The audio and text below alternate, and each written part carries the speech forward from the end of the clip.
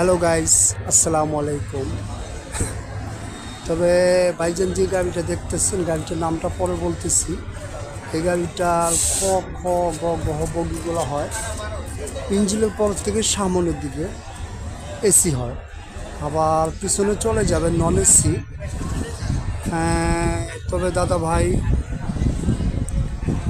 গাড়িটার নাম হলো কিশোরগঞ্জ এক্সপ্রেস।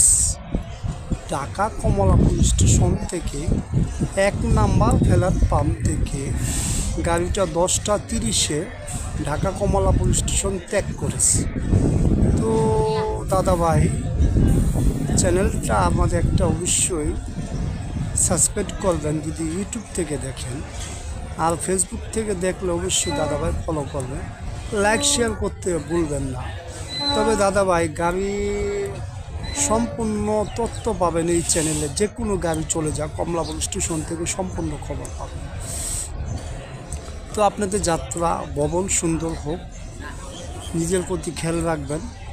আসসালামু আলাইকুম।